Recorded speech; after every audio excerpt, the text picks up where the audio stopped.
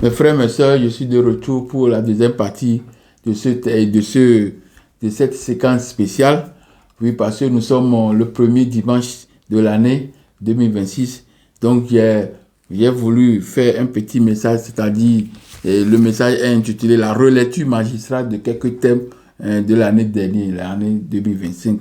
Donc, dans ça, nous avons fait la Bible est-elle réellement monothéiste? Et le deuxième thème, comment le Dieu de Sem s'est-il substitué au Dieu le Créateur? Et puis nous sommes arrivés sur la Bible, a-t-elle révélé le tétragramme YHWH où il y avait comme le nom propre d'Israël. Donc là-bas, voilà, on vient de finir 3 chapitres comme ça. Donc je vais continuer avec les autres chapitres. Donc, et il y a un chapitre que je voudrais aussi vous lire. Il y a un chapitre qui est là-dedans aussi, qui est très important. Donc, c'est le 3e chapitre que je vais lire maintenant. Le 3e ou le 4e, voilà, le 4e thème qu'on a traité ensemble. Le thème là, il nous dit quoi? Le Dieu invoqué à l'intérieur de l'Afrique n'est ni Yahvé ni Allah. Donc, vous savez, quand on parle de Allah, on parle de Yahvé. C'est le même Dieu. C'est le Dieu des Japhétis. C'est le Dieu des Japhétis. Quand on parle de Japhétis, vous comprenez directement. Ce sont les Lekodem.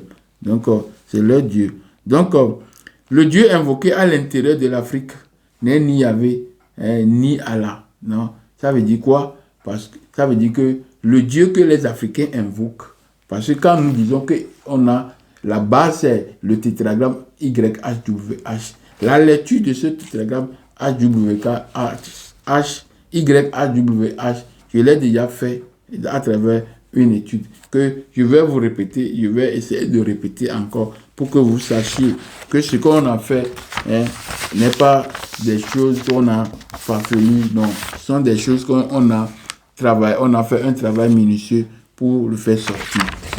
Donc, le Dieu invoqué à l'intérieur de l'Afrique n'est ni Yahvé ni Allah. Donc, le premier dimanche, j'ai fait ce thème-là le dimanche 2 novembre. Donc, ce thème-là, je l'ai fait dimanche 2 novembre pour montrer que le Dieu qu'on invoque à l'intérieur de l'Afrique n'est pas le Dieu Yahvé. Donc, on s'est basé directement sur quoi? On s'est basé sur le nom Israël, c'est-à-dire Saraël. Donc, ça veut dire que fils de Ra.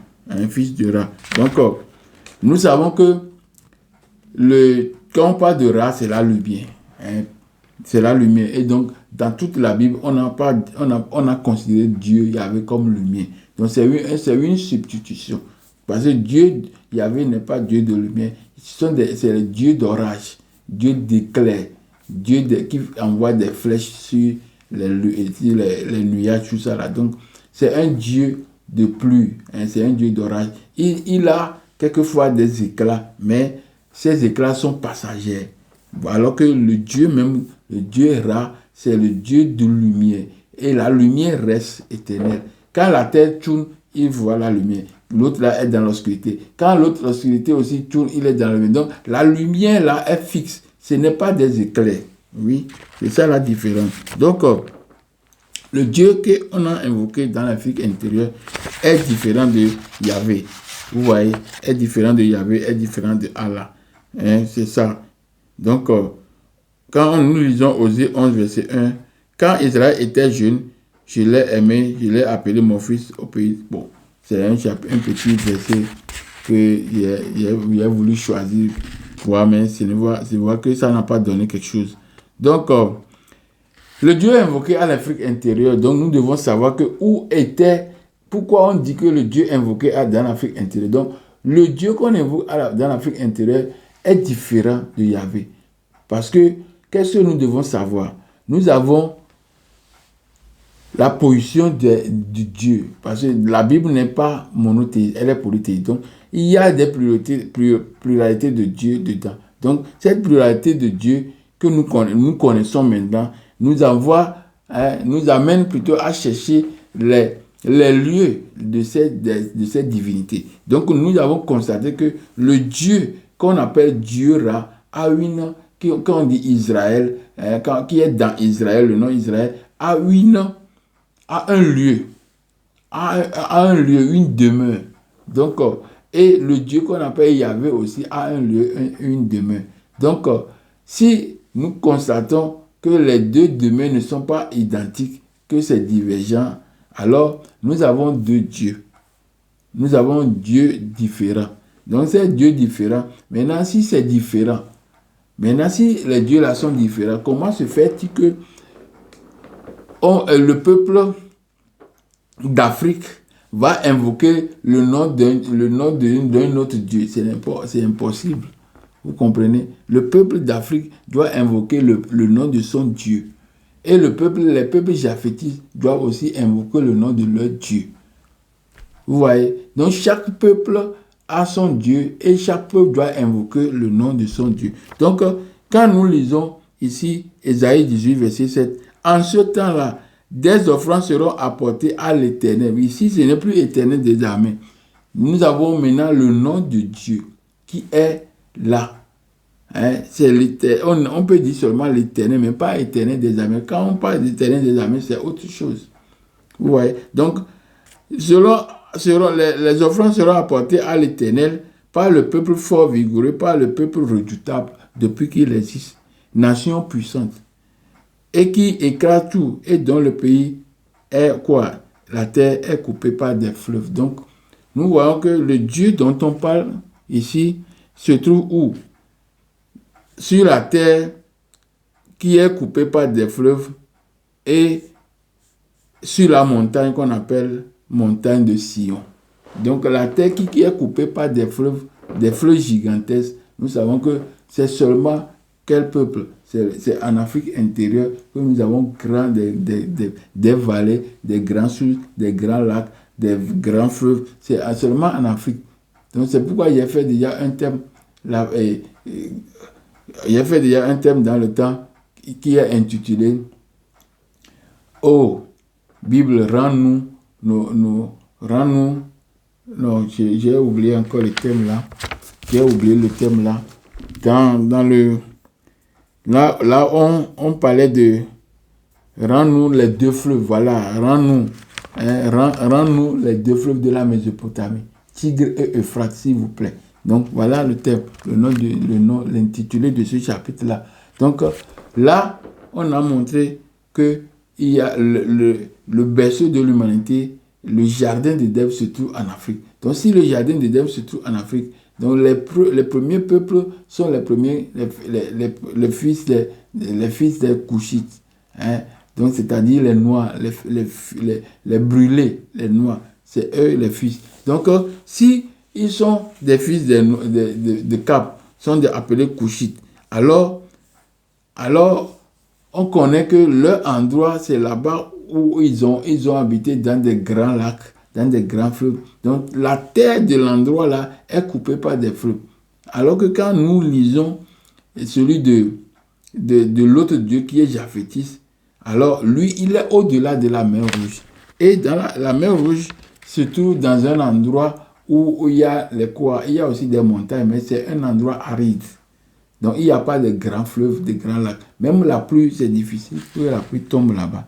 Vous voyez? Donc, ce sont des indications indicatives qui nous ont aidés à comprendre réellement que le Dieu, avant de connaître le Dieu, le nom du Dieu, on doit savoir le peuple, qui est le nom du peuple. Donc, nous voyons que le peuple là, et on doit savoir aussi le lieu de la demeure du Dieu. Donc, connaissant la demeure du Dieu et le peuple dans lequel il y a cette demeure, alors nous pouvons dire directement que le Dieu qu'on a invoqué à l'intérieur de ce peuple-là n'est pas égal à Yahvé. Parce que Yahvé est invoqué à l'intérieur d'un autre peuple. C'est pourquoi je suis allé encore très loin pour faire le dimanche, l'avant-dernier dimanche, j'ai fait 2 peuples, 2 nations, 2 dieux. La Bible nous éclairera beaucoup plus. Donc, le Dieu invoqué dans l'Afrique intérieure n'est ni Yahvé ni Allah. Vous voyez? Donc, le Dieu des peuples, le Dieu du peuple africain est est déjà lu. Je vous ai lu ça, hein, je vous ai lu ça. Mais le temps qui est là nous est donné de revenir encore sur ce chapitre-là que j'ai fait pour vous. Donc, qu'est-ce qu'on va faire?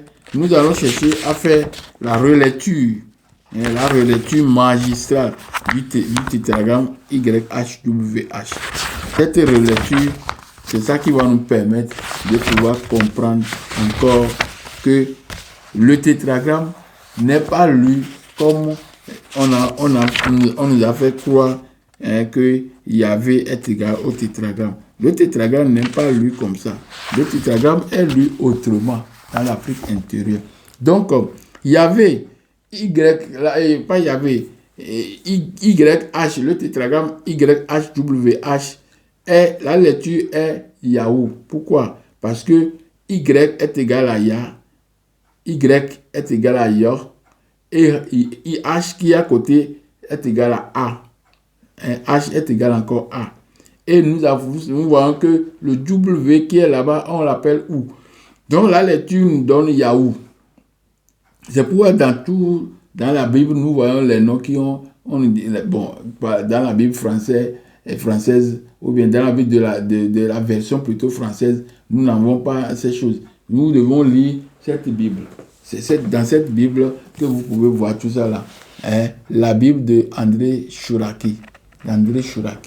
C'est dans cette Bible-là que je vous conseille d'aller chercher. C'est dans ça que vous pouvez voir les noms.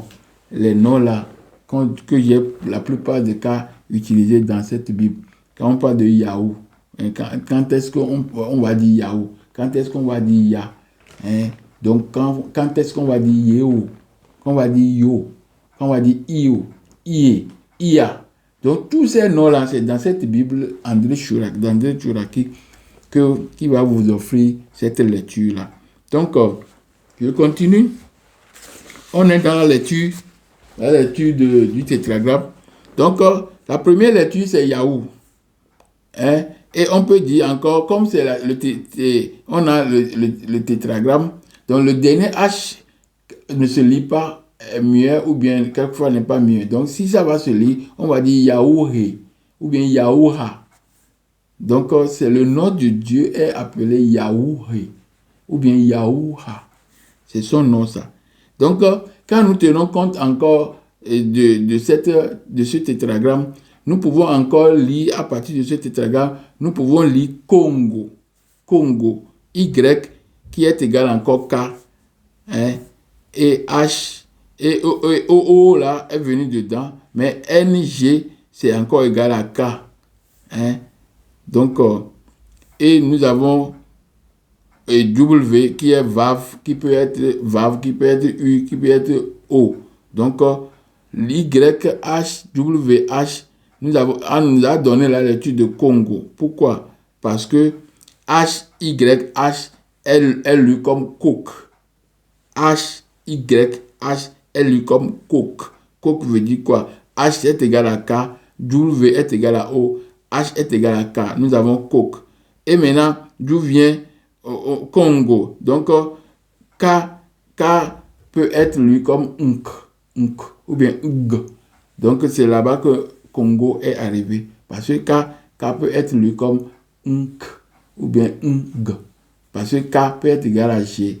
Vous voyez? Donc, c'est là-bas qu'on a lu maintenant comme tétragramme, comme Congo. Donc, le nom du peuple qui porte le nom, le peuple, parce que chaque peuple doit avoir le nom de son Dieu. Donc, le peuple qui porte le nom de Dieu, c'est Congo. Donc, le nom de Dieu, c'est Congo, c'est Ya Congo, c'est Ma Congo, c'est Ta Congo. Donc, le peuple qui porte le nom là est appelé le nom Congo. Donc, le Congo, c'est le peuple qu'on appelle encore Bantou. C'est le peuple qu'on appelle encore Kushite. Vous voyez, c'est un autre nom de Bantou. Donc, c'est ce peuple-là qui a le nom Congo. Vous voyez. Donc, la lecture du tétragramme YHWH dans l'Afrique intérieure est lu Congo, Ya Congo, Kalunga. Et je suis allé très loin pour lire encore la lecture en tenant compte de certaines mutations phonétiques, et nous sommes tombés sur le nom comme Mao, parce que M-W-O, Mao.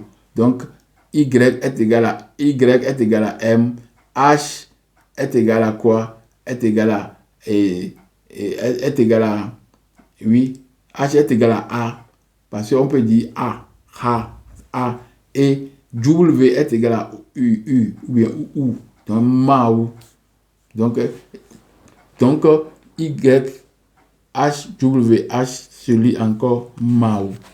Donc, et la lecture s'est poursuivie jusqu'à ce que nous avons constaté que la plupart des peuples en Afrique ont des différents noms de prononciation de Dieu.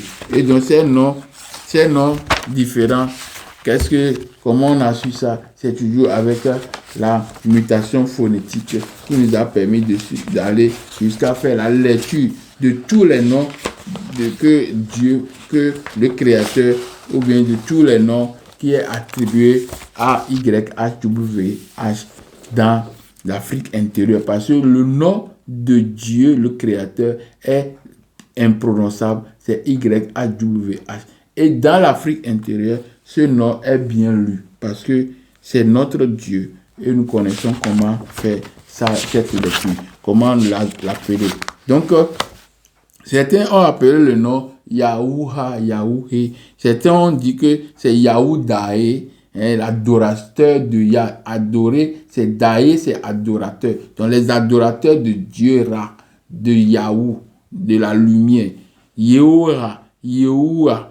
Et on est encore parti pour donner le nom suprême, c'est Amon.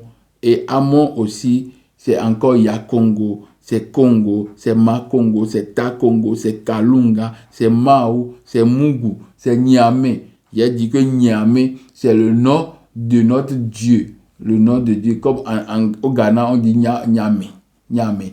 Donc, Niamey et Niamey, c'est la même chose. Donc, le nom, la capitale même du Niger porte le nom de Dieu. Et cette capitale de ce pays, c'est le pays là qui est devenu le plus pauvre. Alors que Jérusalem et consorts sont des pays, Arabie Saoudite, quand on parle de la capitale de Médina et Médina, là où se trouve Kaaba, tout ça là. Donc, quand on parle de ces villes-là, les villes-là sont des villes riches. Mecque, la Mecque, sont des villes très riches. Donc, ça fait que le pays là même est riche. Et Jérusalem riche, 3 fois 5, ça fait que Israël est riche. Maintenant, quand on parle de notre Dieu, le Dieu Kamite, le Dieu Kushite, qui est le Dieu Amon, le Créateur, alors la ville qui porte son nom, c'est la ville là, est une ville très pauvre. Donc, on dit que le pays là même est pauvre. Vous comprenez? Donc, c'est là-bas qu'on a renversé complètement notre Dieu. Notre Dieu est partout dans le but. Donc, mes frères, mes soeurs, les thèmes que j'ai traités avec vous au cours de l'année passée sont des thèmes vraiment, les thèmes qui m'ont déjà même permis, moi-même, d'être éclairé. Et donc, je sais que ceux qui vont me suivre aussi seront éclairés, tel comme moi-même, je suis éclairé. Donc, le Dieu invoqué dans l'Afrique intérieure, je l'ai fait en 4 parties. Première partie du dimanche 2 novembre. Deuxième, 9 novembre.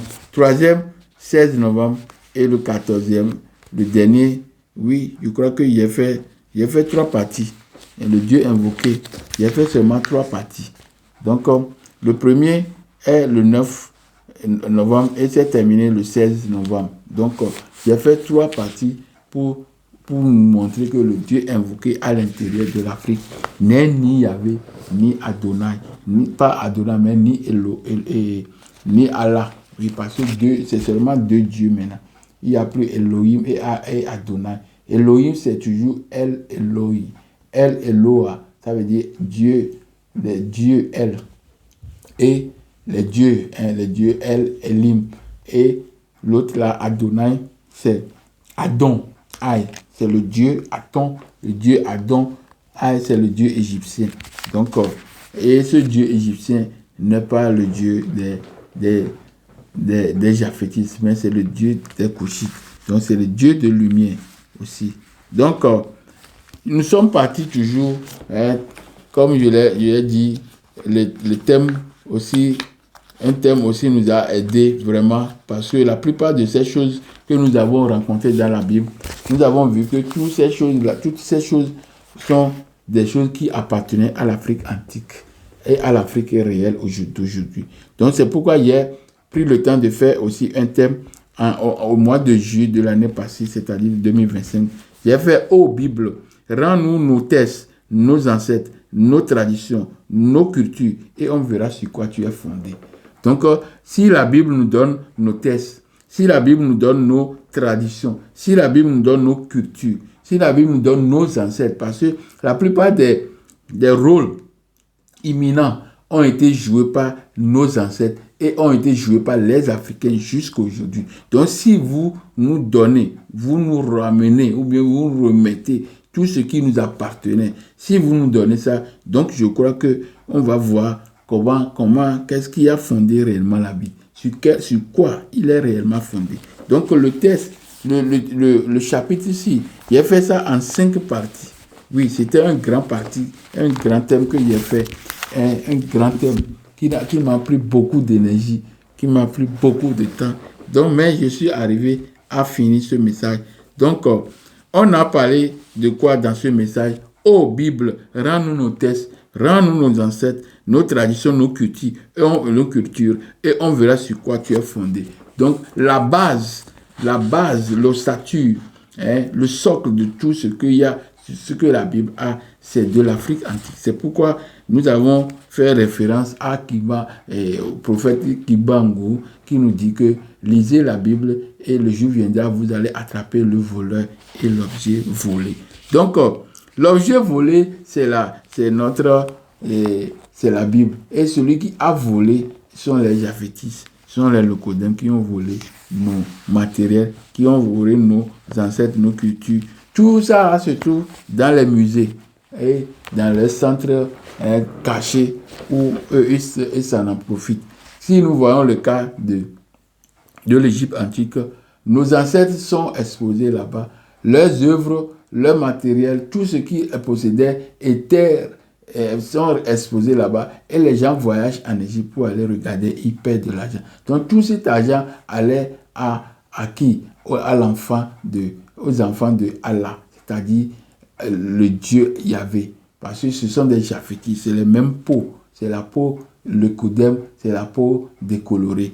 Donc, c'est la même personne, ce sont les mêmes personnes. Donc, je vais quand même jeter un coup d'œil dans ce chapitre-là.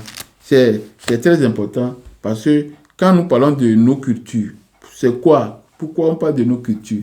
Parce qu'il y a fait le thème Sem,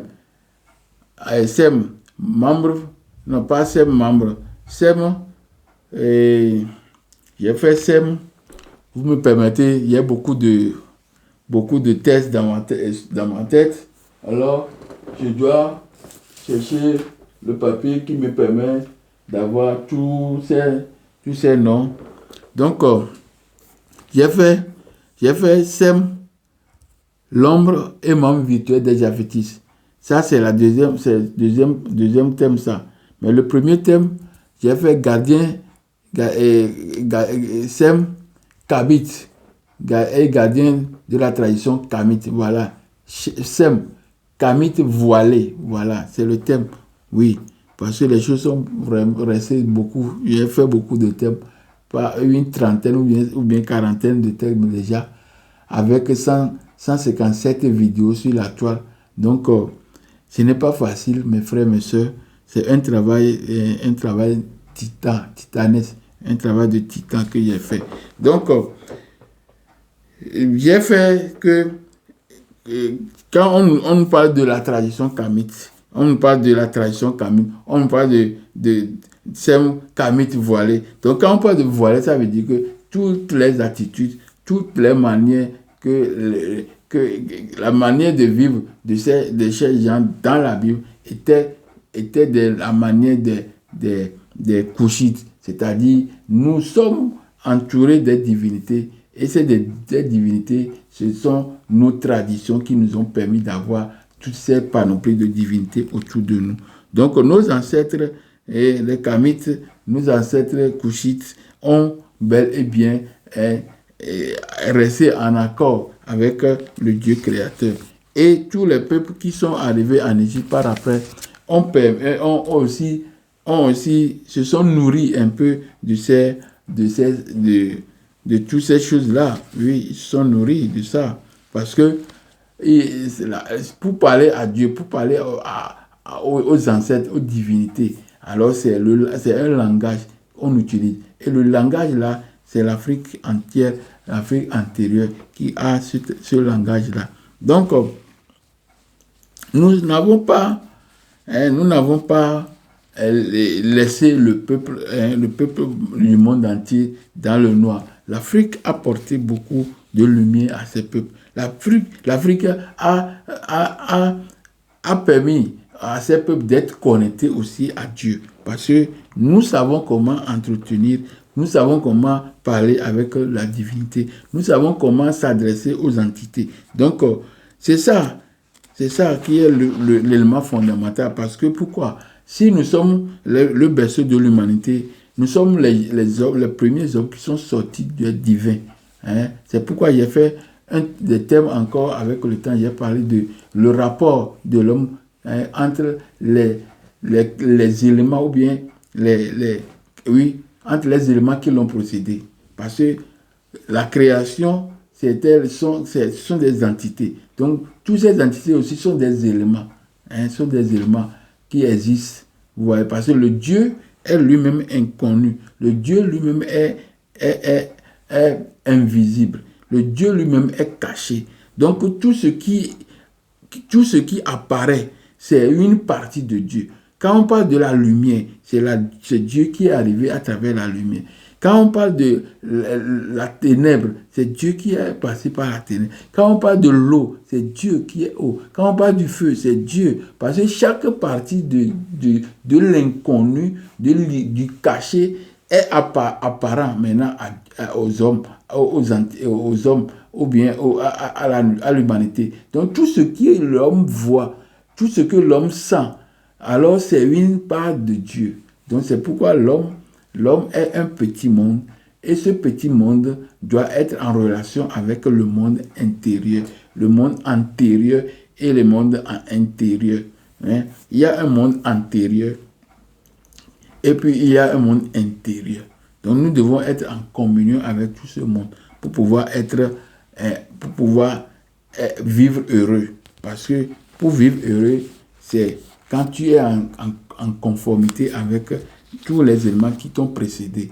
Donc, le rapport que l'homme doit entretenir avec les entités qui l'ont précédé doit être un rapport harmonieux, un rapport de vie, hein, un bon rapport. Donc, c'est pourquoi l'homme est aussi appelé Dieu.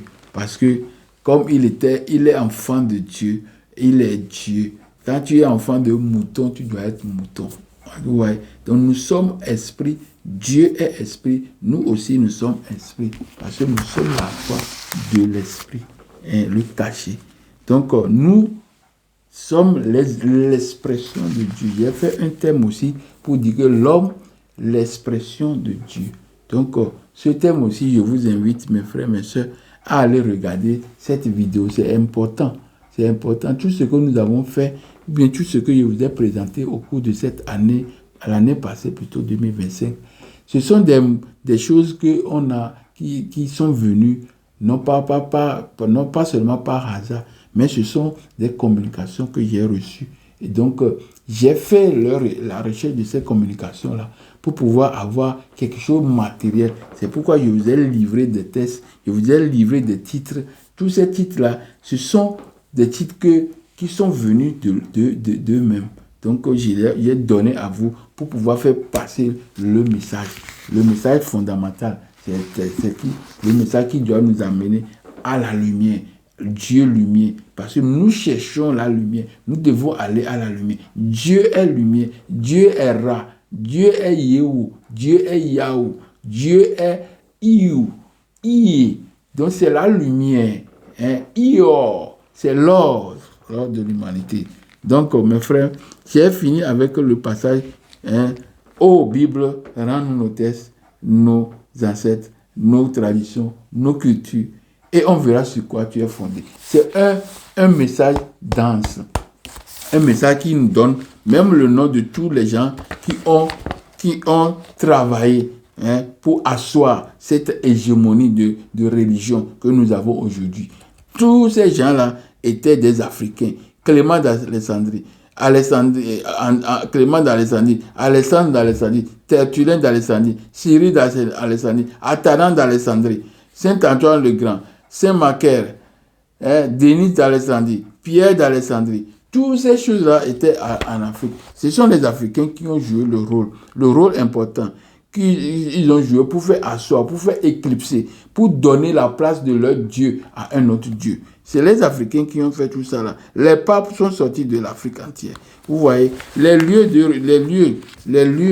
de théâtre, il a fait le Dieu, il a dit que l'Afrique est lieu de théâtre de tout ce qui s'est passé. Donc les textes sont, il y a beaucoup de textes que les Africains ont déjà écrit pour adorer Dieu, pour adorer la Marthe, pour faire tout ce qu'on doit faire à toutes ces divinités. Tous ces textes sont passés dans les histoires de la religion chrétienne. Et on fait comme si ces textes étaient les textes propres à eux. Mais ce sont des textes de l'Afrique antérieure. C'est pourquoi j'ai aussi fait le thème Patrimoine de l'homme noir est allé au secours de l'Empire romain et de sa nouvelle religion. Ce thème aussi, c'est un thème fondamental. Je n'ai pas pris les papiers ici pour lire. Le patrimoine de l'homme noir est allé au secours de l'Empire romain et de sa nouvelle religion. Donc, tout ce qui est, comme je viens de dire, que la Bible, rend-nous nos textes, rend-nous nos ancêtres, nos cultures, nos ancêtres, nos cultures, nos textes et nos cultures, pour aller nos traditions. Et on verra sur quoi tu es fondé. Vous voyez? Donc, tout ce qui est appartenait à l'Afrique, c'est ça qui est passé à la religion. C'est pourquoi il fait patrimoine de l'homme noir est allé au secours de l'Empire romain et de sa nouvelle religion. L'Empire romain a une religion ancienne. Et la nouvelle religion, c'est celle-là qu'on a transformée. Et pour transformer, les éléments de cette transformation ont été pris en Afrique antérieure. C'est pourquoi il a fait aux Bibles, rends-nous nos textes, nos cultures, nos traditions et nos ancêtres. Et on verra sur quoi tu es fondé. Donc, mes frères, mes soeurs, j'ai fait une étude fondamentale fantastique. J'ai fait un travail gigantesque, un travail qui mérite beaucoup d'ardeur, beaucoup de recherche, beaucoup de messages. Hein. Il faut être très élevé, envoyer ton esprit très loin pour avoir des connexions et avoir des messages que je vous ai adressés pendant tout le temps de 2025. Donc, le message qui m'a permis réellement d'être vraiment sûr et certain de tout ce que j'ai fait, c'est 2 peuples, 2 nations, 2 dieux. Voilà, ce thème est fondamental. Ce thème m'a permis d'être plus éclairé que jamais. Vous voyez. Donc, 2 peuples, 2 nations, 2 dieux.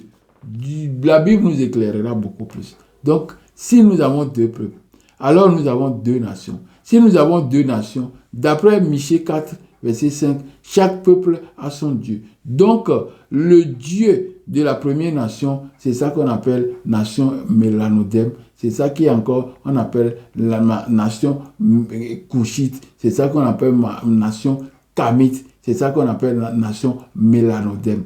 Donc, le deuxième peuple, c'est le peuple qu'on appelle Japhétis, hein, qu'on appelle le Coderme. Vous voyez, les peuples qu'on appelle peuples des Amous. Vous voyez, tu vois. Donc, c'est ça. Donc, le peuple, 2 peuples, 2 nations, 2 dieux. 2 peuples, 2 nations, 2 dieux. La Genèse 25, verset 21 à 23, Isaac implora l'Éternel pour sa femme, et parce qu'elle est stérile, et l'Éternel l'exauça. Rebecca, sa femme, devint enceinte.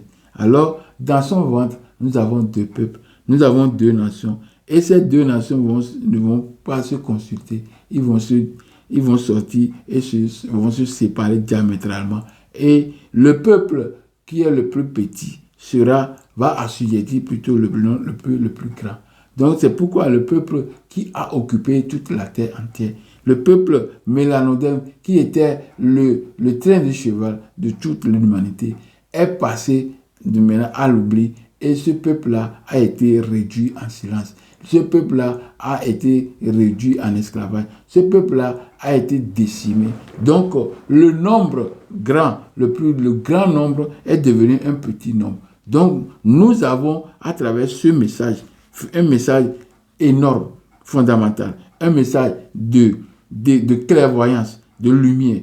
Et ce message nous a permis d'avoir à asseoir notre Dieu sur son trône. Parce que j'ai dit, le dernier message, je vous ai dit que c'est ce message qui vous a permis d'être maintenant sûr de vous-même. Et quand on nous montre ce signe, tout ça là, et on nous montre des corps, nous ne devons plus être effrayés parce que c'est le Dieu Amora qui a les corps. C'est le Dieu Amora qui a ce signe. C'est pourquoi le signe là est chaque fois utilisé par ces gens qui nous dirigent, et nous les considérons comme si ce sont Satan. Non, c'est le Dieu, le Créateur qu'ils ont mis comme ça, et ils font autre acte derrière ce Dieu-là. Parce que le Dieu-là est le Dieu d'amour. C'est le Dieu-là est le Dieu d'harmonie. Le Dieu qui aime, qui a de l'amour, qui considère tout. Alors, eux, ils présentent le signe-là, et nous pensons que c'est le diable. Et pourtant, c'est eux qui nous dirigent. Donc, nous allons dire que c'est le diable qui nous dirige. Non, le diable ne nous dirige pas. Ils ont pris seulement le signe-là pour faire disparaître notre divinité, qui est Amora. Voilà. Parce que il y a des textes bibliques qui nous montrent que le Dieu même, le Dieu Yahvé dont on parle, il est représenté dans le temple. Il est représenté comme taureau. Il est représenté comme taureau. Ça veut dire que comme des trucs avec cornes. Vous voyez, dans le temple de Jérusalem, dans le temple de Juda, Dieu, l'Éternel, le Créateur, pas le Créateur, le Dieu Yahvé est bel et bien représenté comme un Dieu à tête de corne. Vous voyez, parce que c'est la seule image qui nous permet d'être en contact avec notre Dieu, le Créateur. Mais ils l'ont légué, il est devenu le Baphomet, il est devenu Moloch, il est devenu Méloc, il est devenu Milcom, il est devenu Dagon, il est devenu tout ça là. Et on a cru que c'est un Dieu qu'on doit mettre dans l'oubli. Non, le temps, la lumière est arrivée pour que le Dieu, le Créateur, Amora, soit élevé avec toutes ces images, tous ces symboles. Et c'est ça qui est notre plan. Et nous allons faire asseoir le Dieu, le Créateur, sur son trône. Parce que c'est son trône. Si nous-mêmes, on ne le fait pas, les paroles qui vont sortir de nous le feront régner de nouveau. C'est pourquoi le Dieu Créateur va régner de nouveau. Et les gens vont croire que c'est la fin du monde. Non, ce n'est pas la fin du monde. C'est le retour du Dieu le Créateur, le Dieu de justice, la masse pour pouvoir diriger cette humanité. Car l'humanité dans laquelle nous vivons est émaillée de méchanceté, est émaillée des actions perverses qui font que l'homme, étant Dieu, est confus. Et l'homme, étant Dieu, n'a plus son pouvoir parce qu'on l'a confisqué. Certains ont confisqué son pouvoir et il est devenu affaibli. Et l'homme, en étant affaibli, alors ça va agir sur l'humanité. Et Dieu, le Créateur, dit que je ferai mon retour. Et ce retour sera fait en balayant tous ces systèmes-là et ériger encore un autre système afin que l'homme recouvre de nouveau sa dignité L'homme recouvre de nouveau son Dieu. Oui, open your eyes. Afrique, open your eyes. You have lost your God. You have lost your way. J'ai déjà chanté, mais j'ai réservé cette chanson toujours.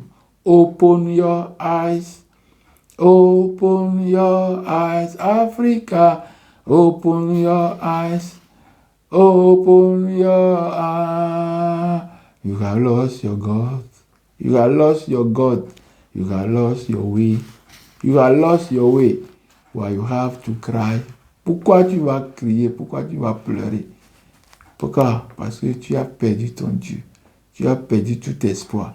Mais le retour imminent de l'être créateur est dans notre entourage. Son retour s'énonce avec clarté. Et la lumière va apparaître pour que les ténèbres dissipent. Mais les ténèbres, ils vont dissiper, mais ils ne vont pas disparaître. Car Dieu était dans le noir, dans la ténèbre, avant de sortir pour que la lumière éclaire et commence par faire la création. La lumière et la ténèbre sont intrinsèquement liés, parce que sans les ténèbres, il n'y a pas de lumière. Sans la lumière, il y aura seulement la ténèbre. Donc, ils sont intrinsèquement liés. Comprenez bien que le Dieu, le Créateur, est caché. Il était dans le Noun. Et quand on retourne de nouveau dans le Noun, c'est pas bon. C'est pourquoi il a mis la lumière. Pour qu'il y a une séparation. Il y a deux mondes qui se présentent. Et nous sommes là. Et ces deux mondes travaillent ensemble. Merci mes frères. Merci mes frères. Merci mes soeurs. Parce que vous avez suivi tout ce que j'ai fait depuis l'année dernière. Et cette année, là, le premier dimanche, j'ai réservé pour faire une petite relecture de tout ce que je vous ai fait. Mais le temps est très, très petit, donc le temps est trop court pour pouvoir faire tout ce que j'ai fait pendant toute une année. Je ne fais que brosser avec beaucoup de précision. Oui, parce que ça vaut la peine. Il faut avoir cette précision pour pouvoir travailler. Anathème contre les vrais fils de Sion. C'est le dernier message. Oui, anathème contre les vrais fils de Sion. Nous avons connu les fils de Sion à travers les actes, à travers leur vie quotidienne. Oui, anathème pour avoir abandonné leur Dieu. Ils ont abandonné leur Dieu et les fléaux sont tombés sur eux. Et nous vivons tous les jours ces fléaux jusqu'à ce que le Dieu, le Créateur, va revenir pour arrêter tout ça là. Nous serons de nouveau connectés à notre Dieu lorsque nous reconnaissons que nous sommes des divins. Nous sommes les premiers fils du Dieu et nous avons le pouvoir de changer, le pouvoir de vivre comme des dieux, le pouvoir de vivre comme le Dieu vrai, le Dieu, le vivant. Donc, je vous invite, mes frères, mes soeurs, venez de nouveau, revenez à notre Dieu, Amora, le Dieu unique, pour avoir la plénitude. Merci, je vous dis encore merci. Et on va se retrouver la semaine prochaine, c'est-à-dire le dimanche prochain, pour un nouveau thème qui sera le premier thème. Mais je préférais de faire une lecture, parce que hier, je vous ai promis qu'on va faire la lecture de les prophéties de l'Égypte antique. Les prophéties de l'Égypte antique. Les prophéties de l'Égypte antique. On va faire cette étude. On va lire ce bouquin et nous allons faire un petit commentaire. Parce qu'il le faut. Vous devez comprendre ce qu'on a écrit ici. La manière dont les gens sont entrés. La manière dont ils sont entrés et ils nous ont chassés de notre territoire. Depuis la mer Noire jusqu'à l'Afrique du Nord. Vous voyez, c'est un grand espace qu'on a pris. Un grand espace. Et nous avons quitté là-bas pour revenir en Afrique. Et encore, quand on est arrivé, ils sont là toujours à notre côté pour nous martyriser. Mais le temps va venir quand nous serons en connaissance de ces écritures qu'on a déjà écrites. Avec des preuves, ce sont des preuves. Avec des preuves. Quand nous sommes arrivés à ça, on va comprendre que le monde va changer. Car la vérité est arrivée. Donc, Je suis arrivé vraiment à la fin. Donc, on va se voir la semaine prochaine pour la lecture des prophéties de l'Égypte ancienne. Prophéties de l'Égypte ancienne. Donc, c'est ça qu'on va lire. Donc, mes frères, mes soeurs, je vous souhaite une bonne semaine et une